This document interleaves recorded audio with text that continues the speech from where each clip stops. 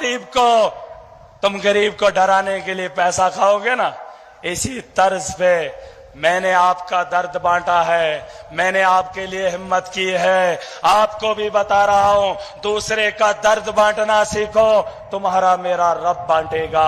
एक दूसरे की मदद करो, एक दूसरे का सहारा बनो, न यहां हारोगे और न वहां हारोगे। यही इंसानियत है, यही इस्लाम है। और महराज मुसलमान है, मुझे फख्र है, मैं ईमानदार हूं, मुझे फख्र है, मुझे हुक्म दिया है इंसानियत के लिए लड़ना, इंसानियत के लिए काम करना।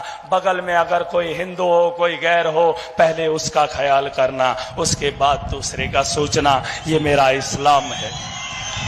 लेकिन ये धर्म के ठेकेदार, ये भाजपा की गलती नहीं है, ये हम मुसलमानों की भी गलती है, क्योंकि हमारे धर्म के ठेकेदारों ने हमें भी नफरत सिखाई, भाजपा के ठेकेदारों ने भी भाजपा हिंदुओं को नफरत सिखाई।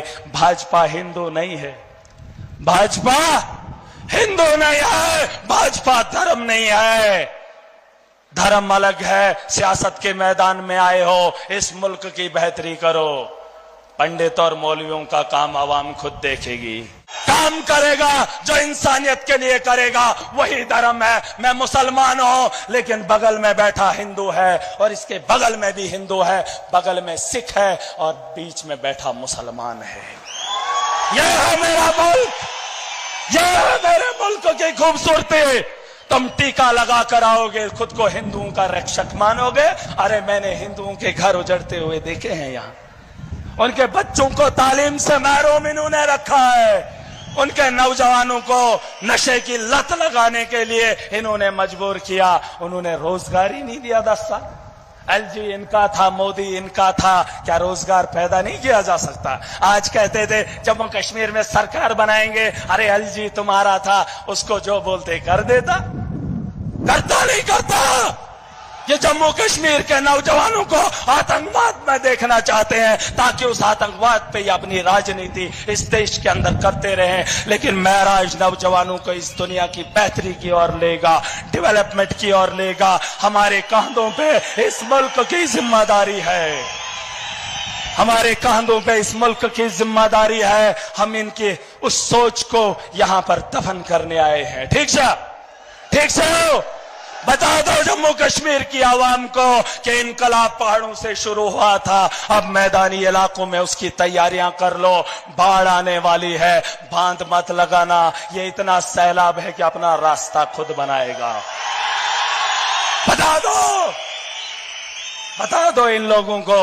और भाजपा के जो लोग जीते हुए हैं, उनको आदत थी ठेकेदारी की, सबलट पे काम उठाने की। अब जब महराज असेंबली में जाएगा तो वो भी गरीब के लिए काम करेंगे। नहीं करेंगे तो महराज उनसे भी सवाल करेगा और उनके वोटरों से भी सवाल करेगा। महराज इंसानियत के लिए उठा था, ये धर्म के लिए उठे थे, लेकिन काम किसी का नहीं करेंगे। है? अरे इस हॉस्टल में इलाज होता है हिंदू का? होता है? हिंदू का इलाज इस हॉस्टल में होता है? नहीं होता है। न मुसलमान का होता है। रास्ते में दम तोड़ा जाता है, एम्बुलेंस के टायर इनके पास नहीं है। मेरे माँ बाप ने मुझे इस काम को करने से रोका था, मैं उनके साथ भी लड़ा, कहा ये लोग किसी के नहीं हैं, लेकिन इंसानियत को बेहतर देखना हमारा शौक था। घर वालों की बात छोड़ दी, दोस्तों ने सहारा दिया, छोटा छोटा माल दिया, चलता रहा, लड़ता रहा। एक वक्त आ गया, आज इस सरजमीन पे बैठा हूं, बहुत खुश हूं, खुशी के आंसू गिरा रहा हूं। लेकिन मकसद अगर साफ होगा, नीयत में खोट नहीं होगी। बिना पैसे के जम्मू कश्मीर में सिर्फ 8,000 जेब में था जब चुनाव के लिए खड़ा हुआ था। कितना? 8,000। पता नहीं किसने उस अकाउंट में वो और पैसे डाल दिए, 29,000 कितना बन गया पता नहीं था। लेकिन अल्लाह पे भरोसा था, इंसानियत के लिए लड़ता था। इस दौर के अंदर ये बहुत बड़ी बात है कि इतने से पैसे में जीत दर्ज की हो, और इस असेंबली के अंदर गुलाम नबी आजाद, मैं उससे नाराज नहीं हूं, लेकिन मैं आपको एक बात बता दूं, हमारे यहां सब डिस्ट्रिक्ट हॉस्पिटल गुंदो में था, वहां गायनी का काम गिरधारी करता था। कौन करता था? गिरधारी लाल उसका नाम था, और गुलाम नबी आजाद हेल्थ मिनिस्टर था।